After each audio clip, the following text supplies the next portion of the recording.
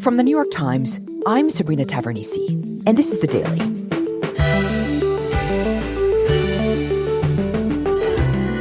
President-elect Donald Trump has promised a radically different approach to foreign policy from the Biden administration, perhaps nowhere more so than in Ukraine, where Trump has pledged to end the war in a day. But just weeks before he's set to take office, the war has taken an unexpected turn. Today, my colleague Anton Troianovski on the conflict's dangerous new phase.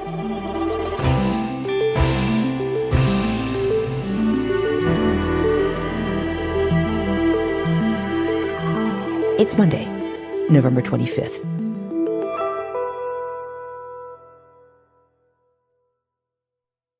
So, Anton, we've seen this real ratcheting up in the war in Ukraine over the past week. Help us understand what's going on. Well, we've seen a bunch of new developments that are really quite dangerous, quite escalatory. We have seen missiles flying across the border between Russia and Ukraine in a way we haven't seen before. We have seen the Biden administration taking steps that they have not been willing to take before. And we've seen a new kind of rhetoric from President Putin in Moscow. And what this all adds up to is that the war is becoming more dangerous, more volatile. And specifically, what's happening is that we're getting closer to this war in Ukraine turning into a broader war between Russia and the West. So, Anton, this is very striking because, just a few months ago, we were talking about the Russians digging into positions in eastern Ukraine, and it was this protracted trench warfare. How did we get from there to here? The turning point was early August. The unthinkable for many Russians is now a reality. Their homeland invaded. Ukraine broke that stalemate by invading Russia. It's the first time there's been a foreign incursion of Russia since World War II. Ukrainian troops went into Russia's Kursk region on the border, captured about 400 square miles of territory, and delivered this huge embarrassment to Vladimir Putin, who, it turned out, couldn't even protect what was internationally recognized Russian territory. Ukraine is proving that it truly knows how to restore justice and is providing the exact pressure needed. That incursion into Kursk was a big morale boost for Ukraine, but it came at a cost. Russians are making gains, capturing partially destroyed villages, raising the Russian tricolor flag. In order to do it, Ukraine had to thin out its troops in eastern Ukraine, where Russia was advancing. They just don't have the personnel to hold all this territory. And as a result, Russia was actually able to push forward in eastern Ukraine at a much higher clip than before. In other words, for the first time in a long time, the front line was actually moving. And it was moving to Russia's advantage. Exactly. And then this fall, Vladimir Putin pulled out his own surprise. The Pentagon confirmed that there are North Korean troops now in Russia, especially in the region of Kursk, which is this... Bringing in North Korean troops. Reportedly, there's something like 10,000 troops from North Korea that are fighting or getting ready to fight on the Russian side.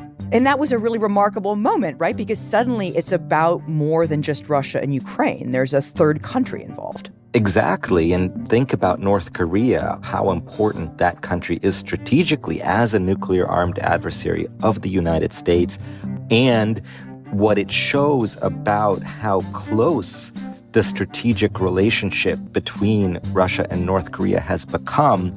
That has sent shockwaves really around the world.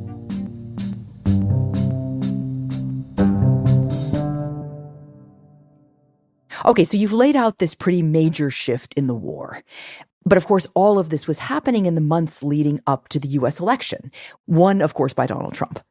Exactly. And Donald Trump's victory in the election is going to have enormous repercussions for the war.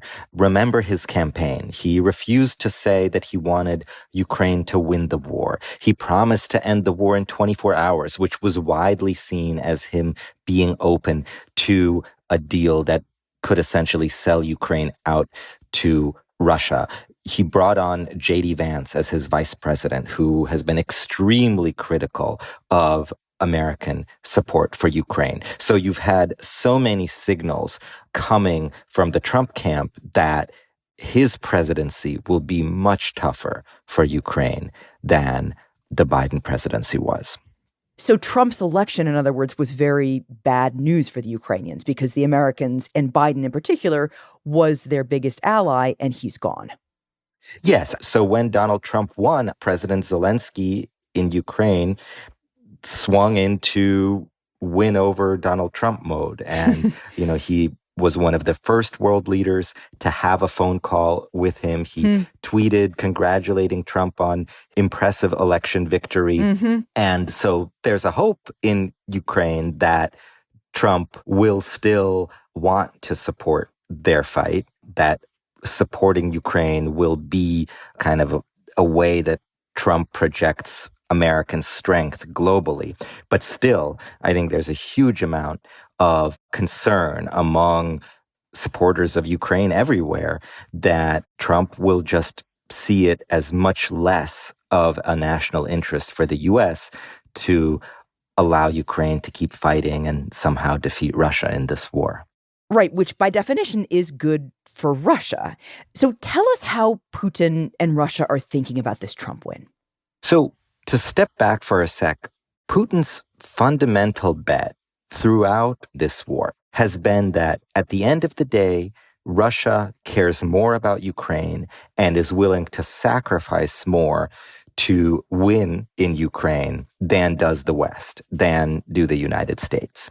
And so to Putin, Trump's victory shows that at the end of the day, many Americans don't care enough about Ukraine to continue sending tens of billions of dollars of weapons there and to be in a situation where Russia is threatening an escalation that could draw the U.S. into a direct war with the world's other nuclear superpower.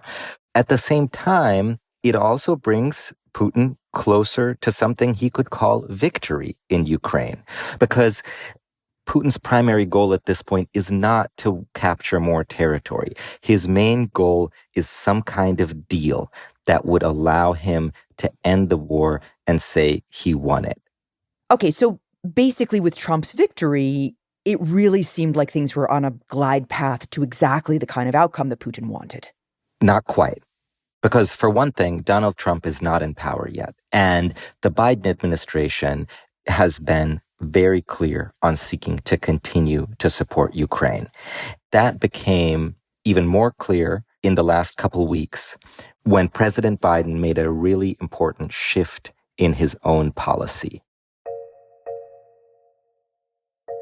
For the first time, he allowed Ukraine to use American missiles to strike deep inside Russian territory. These missiles are called ATACMS. They have a range of 190 miles. Ukraine has been asking for months, if not longer, to be able to use these missiles for those kinds of strikes inside Russia in order to disrupt Russia's ability to build up its forces, resupply its forces, and wage this war. The Biden administration has resisted that because they've feared that that would be the kind of thing that could really push Putin to escalate the war in a new way. But then Putin brought in those North Korean troops that we talked about. And that apparently, as our colleagues in Washington have reported, is what pushed President Biden to change course and allow Ukraine to use those American missiles for strikes inside Russia. And how soon does Ukraine make use of these long-range rockets? Just about immediately. Tonight, anxious hours after Ukraine fired American-made long-range missiles called ATACMS. Last Tuesday, they fired these ATACMS missiles and hit an ammunition depot in the Bryansk region of southwestern Russia. And then on Wednesday, Ukraine fired Storm Shadow cruise missiles, which are these British-manufactured long-range missiles, into the Kursk region. Neither of those, as far as we know, did massive damage, but the symbolism was enormous. For the first time, Ukraine was firing Western-provided missiles deep into Russian territory, leaving everyone asking, what does Putin do now?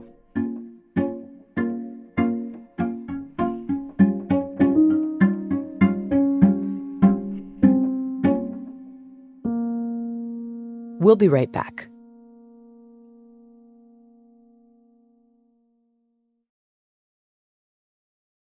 So you've set up this very high-stakes moment for Putin. The U.S. has crossed his red line, allowing the use of these missiles into Russia. They're kind of throwing down the glove, if you will. What does Putin do? The first thing we see is early in the week, less than 2 days after the news comes out that President Biden is going to allow Ukraine to strike Russian territory with those American-made missiles, Putin approves Russia's revised nuclear doctrine. What does that mean?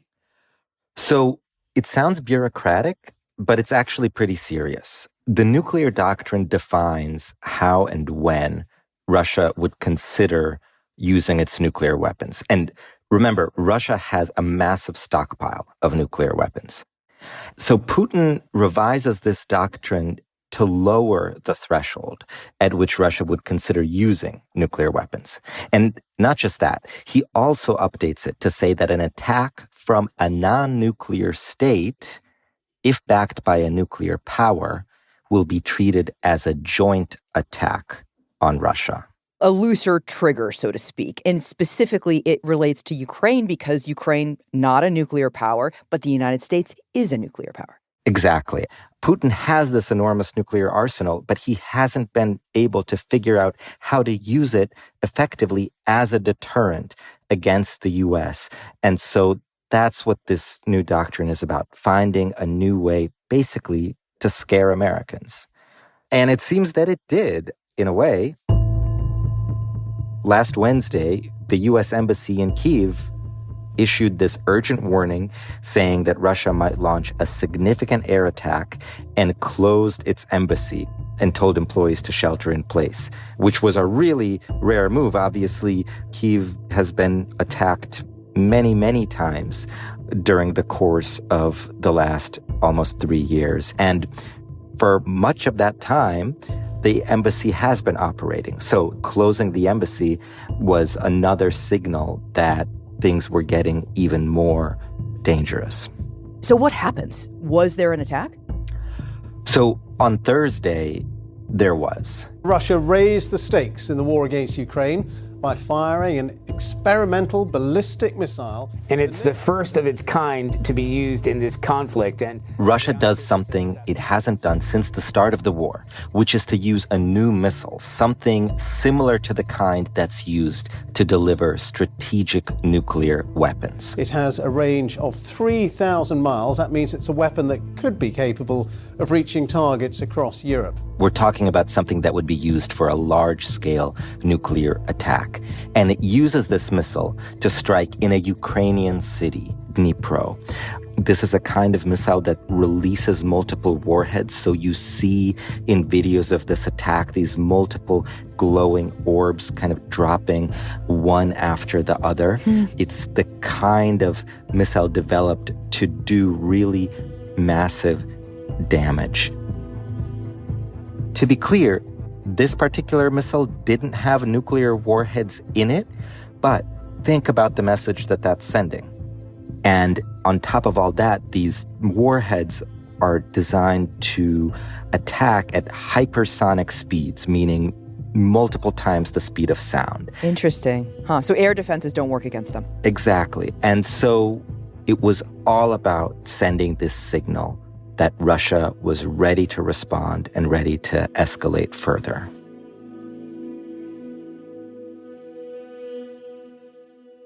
So Putin keeps trying to get the West to listen, to pay attention. Absolutely. And he doesn't just launch that missile. Дорогие друзья, хочу проинформировать личный состав. He then gives a speech, a televised speech to the nation of the kind he delivers very rarely. Нанесение стратегического поражения России. He's sitting in what looks like the same wood-paneled office as where he was when he launched the invasion in February 2022.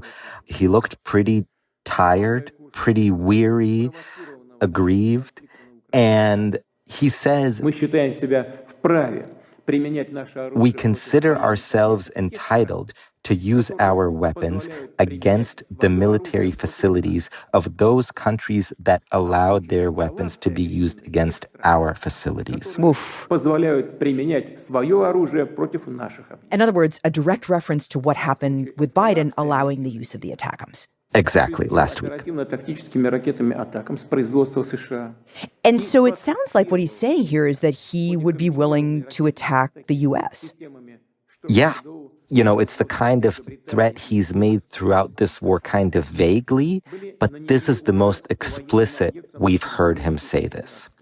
And toward the end of the speech, he lays that out and then comes back with yet another threat. He says, Подчеркну еще раз, что не Россия, а именно США. I would like to emphasize once again that it was not Russia, but the United States that destroyed the international security system. And by continuing to fight and cling to its hegemony, they are pushing the whole world into a global conflict. Мы всегда предпочитали и сейчас готовы решать все спорные вопросы мирными средствами. We have always preferred and are ready now to resolve all disputes by peaceful means, but we are also ready for any turn of events.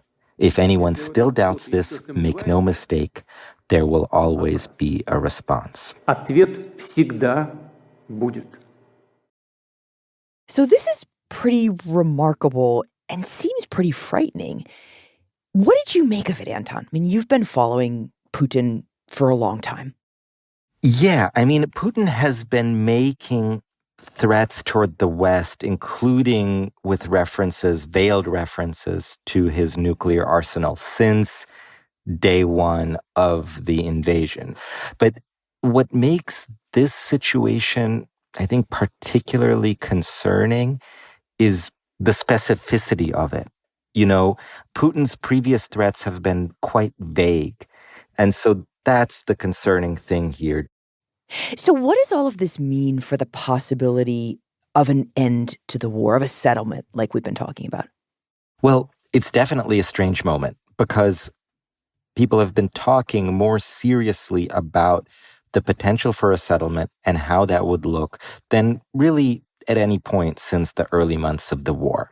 And so as that's happening, you know, you have Putin going essentially all in on this escalatory threat that if he continues to make good on it, would clearly make it harder for Donald Trump to actually engage in some kind of negotiations with Putin. You know, think about, obviously, God forbid, if there were to be a direct Russian attack on any kind of American facility, how could Donald Trump at that point do something that would make it look like he is doing Putin's bidding in Ukraine? Right. But I guess big picture here, Putin does want the war to be over, and he seems to be in a pretty good position to achieve that. Yes, he does. But there's still a few weeks to go before Trump comes in and starts trying to end this. And so in the meantime, there's this pretty frantic, incredibly bloody effort by both sides, by both Russia and Ukraine, to try to grab as much territory or hold on to as much territory as possible before potential negotiations begin. So what you're seeing, for one thing, is Putin pushing really hard to get the Ukrainian military out of Kursk. And that, of course, is also where Ukraine is using those new American and British missiles to try to slow the Russian counteroffensive there. And then you've also got Russia really pushing hard in the Donbas region of eastern Ukraine, trying to grab as much territory as they can, despite those casualty rates of 1,000 people a day or more that Russia is losing. So there's definitely a lot of jockeying happening ahead of the expectation that when Trump comes to power, he'll at least try to create the conditions for some kind of settlement. Okay, so fundamentally, we are now likely looking at the beginning of the end of this war, with Putin as the winner. Well, he's still got to get a deal. And ultimately, he'll still need to sit down at some sort of negotiating table to get that. He's been pretty explicit about what he wants. He's made clear that he will not give up territory, the territory that Russia has captured, that's for sure. But what Putin clearly cares more about than territory is the political aspect and the geopolitical aspect of some kind of agreement. So most important is that Ukraine will never join NATO. Mm-hmm. And then on the other end, of course, Ukraine clearly is going to have a say in this as well. For Ukraine, what's become clear is that for them also, territory is not the most important thing. You know, it does look like there's more and more acceptance that in order to bring this war to a close, Ukraine will have to accept Russian occupation of part of its lands. So what Ukraine cares about the most is what are referred to as security guarantees. How will Ukraine feel assured that Russia won't just reconstitute its forces and attack again a few years from now? So then the question is going to become, how can Ukraine get security guarantees without being part of the NATO alliance? Will countries actually sign up for some kind of agreement in which they'll be treaty bound to come to Ukraine's defense if Russia attacks again? Right. If there's anything we've learned over the past few weeks, it's just how tenuous that Western support can be. Yeah, definitely. You know, Russia and Ukraine actually did sit down at the negotiating table together in the first few weeks of the war. And one of the reasons we've reported that that negotiation fell apart back in the spring of 2022 is that they couldn't actually figure out a mechanism for those security guarantees for Ukraine that would work. Interesting. How do you make Ukraine feel reasonably safe from a new Russian attack? That was never solved back then, and it's clearly going to be the biggest challenge now. And that's a really hard problem to solve. The West is tired, and it clearly does not seem very inclined to come to the aid of Ukraine, this country that is the obsession of this very tenacious and very dangerous leader, Putin. So at the end of the day, Anton, is Putin getting away with it? Well, let's remember, first of all, that both the West and Putin have been surprised repeatedly during this war by Ukraine's tenacity and Ukraine's will to fight. We have not seen much sign at this point, even though Ukrainian soldiers are clearly very tired and Ukraine is struggling to get enough men on the battlefield. But still, we're not seeing that Ukraine is actually ready to stop fighting. You know, and that means you could even imagine a scenario where even if Trump tries to force some kind of peace deal, Ukraine might try to continue to fight. But big picture, Sabrina, you raise an important point. Putin has been waging the biggest war of aggression that Europe has seen since World War II. It's a war that has cost hundreds of thousands of lives in terms of killed and injured soldiers, and not to mention the civilians that have died in Ukraine. But despite all the Western sanctions and the tremendous amounts of weaponry that Ukraine has received from the West, Putin is still going. Domestically, he's as powerful as he's ever been. And globally, you know, he may be a pariah in the West, but outside the West, Russia continues to have a lot of influence. So as we approach the 3-year mark of this war, it is time, I think, for serious questions about what the West has and hasn't been able to accomplish in supporting Ukraine. The West has been able to keep Ukraine in the fight, but it has not been able to stop Putin.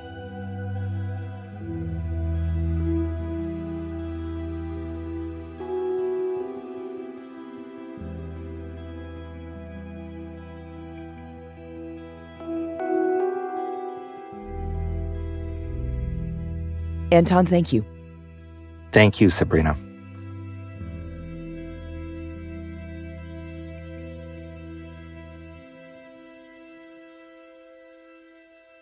We'll be right back.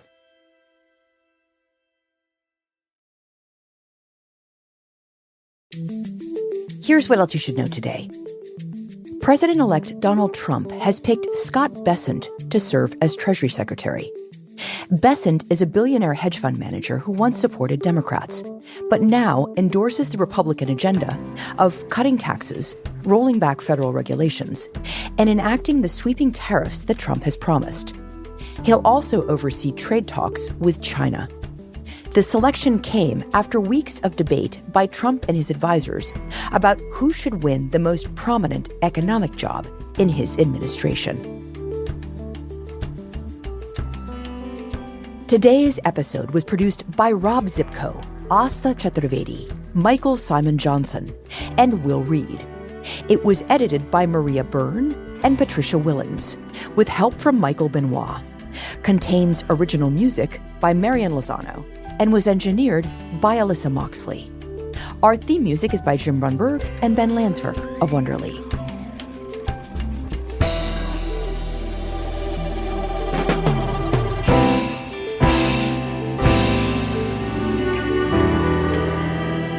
That's it for the Daily. I'm Sabrina Tavernisi. See you tomorrow.